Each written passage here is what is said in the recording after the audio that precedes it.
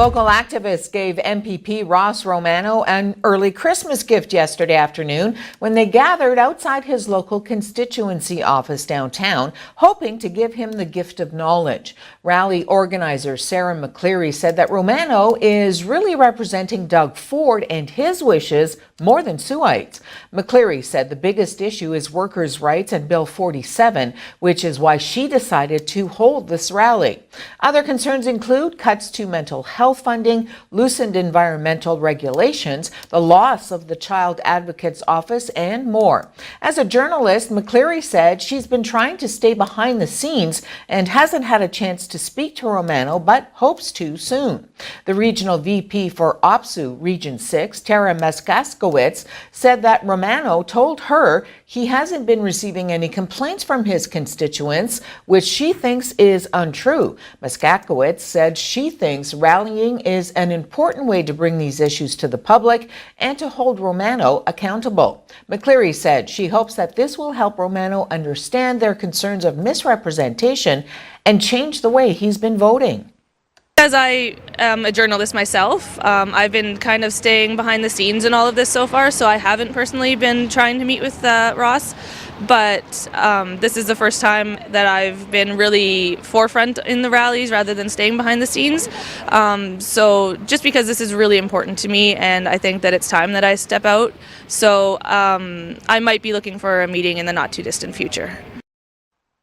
Algoma Manitoulin Kapuskasing MP Carol Hughes says Canada's prosperity increasingly depends on young Canadians getting the education and experience they'll need to start their careers. The Canada Summer Jobs Program creates quality summer job opportunities and valuable work experience for youth aged 15 to 30.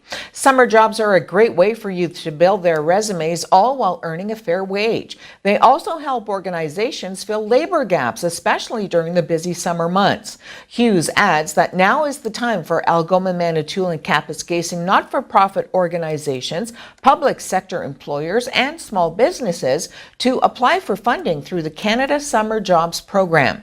Following feedback from stakeholders across the country, changes have been made for CSJ 2019 that will make it easier for employers to provide good quality summer jobs and for youth to access those quality jobs. Applications by employers for Canada Summer Jobs are being accepted now until January 25th.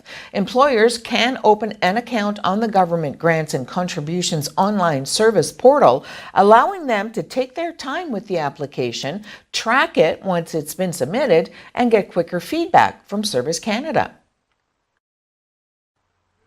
Canadians won't be allowed to buy cannabis-infused booze when other marijuana-laced edibles become legal next fall under new rules the federal government proposed yesterday.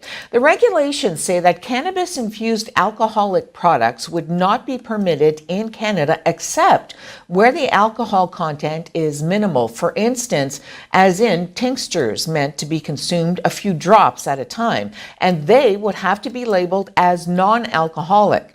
Packaging or labeling beer or wine products together with cannabis would also be prohibited to reduce the risk of people mixing the two substances, which has been deemed a health risk. And companies that produce alcoholic drinks wouldn't be allowed to put their names or brands on cannabis drinks.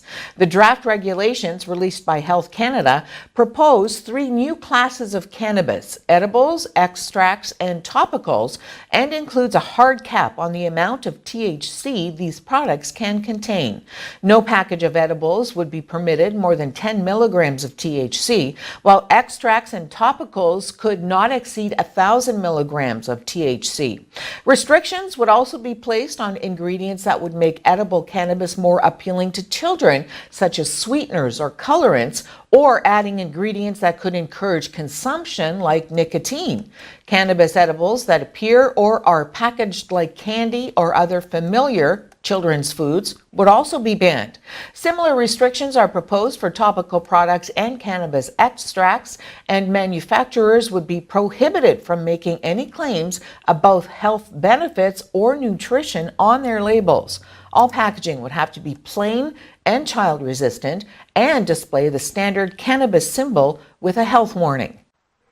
The Republican-led U.S. House has approved funding for President Donald Trump's border wall in legislation that pushes the government closer to a partial government shutdown.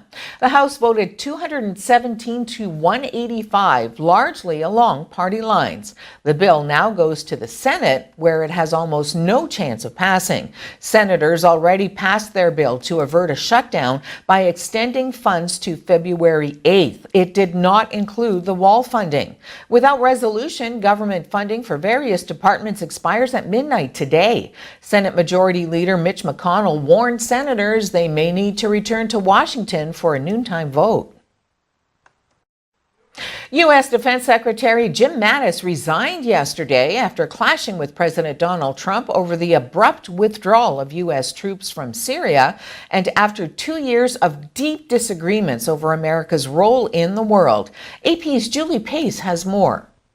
About Mattis's decision is that he says in his letter announcing that he's quitting that the president deserves a Secretary of Defense who's more closely aligned with his own views on policy, on the United States' role in the world.